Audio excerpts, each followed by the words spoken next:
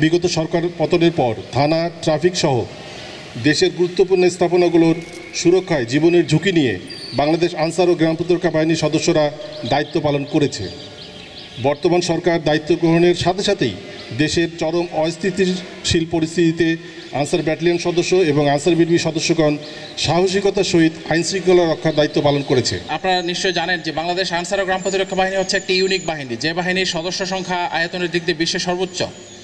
এই বাহিনীর 61 লক্ষ সদস্যের মধ্যে মেইন কম্পোনেন্ট হচ্ছে 3টা: আনসার ব্যাটালিয়ন বা ব্যাটালিয়ন আনসার, সাধারণ আনসার এবং ভিডিপি।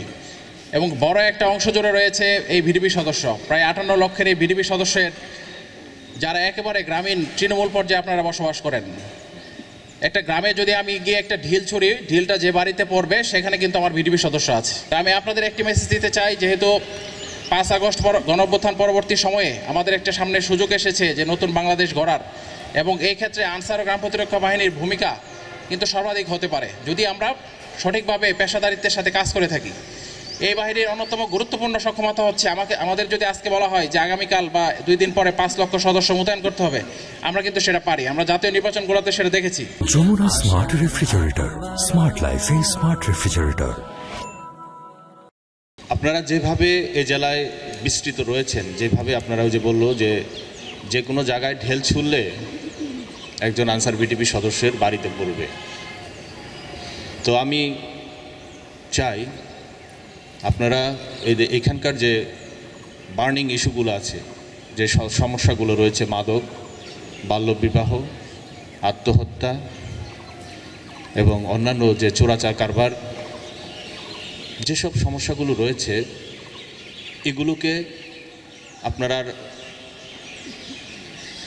জনসচেতনামূলক যে কার্যক্রম এগুলো পরিচালনা করবেন সবসময়। আপনারা যদি এগুলো করেন তাহলে এই চুয়াডাঙ্গা শহর, এই চুয়াডাঙ্গা জেলা একটি আদর্শ জেলা হিসাবে পরিগণিত হতে পারে।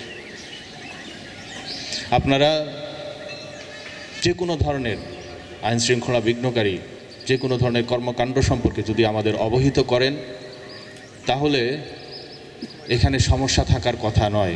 আমাদের জুলাই বিপ্লবের পরে আমাদের যে নতুন বাংলাদেশ, সেই নতুন বাংলাদেশে আমাদের যারা এই ডিপার্টমেন্টের যারা সদস্য, আনসার ও গ্রাম প্রতিরক্ষা বাহিনী যারা সদস্য আছেন, তাদের মনোবল কিভাবে সুসংগঠিত করা যায় এবং কিভাবে আদর্শ সেবক হিসেবে এই বাংলাদেশের উন্নয়নে তারা গুরুত্বপূর্ণ ভূমিকা পালন করতে পারে, সে বিষয়ে বিভিন্ন নির্দেশনা দিয়েছেন।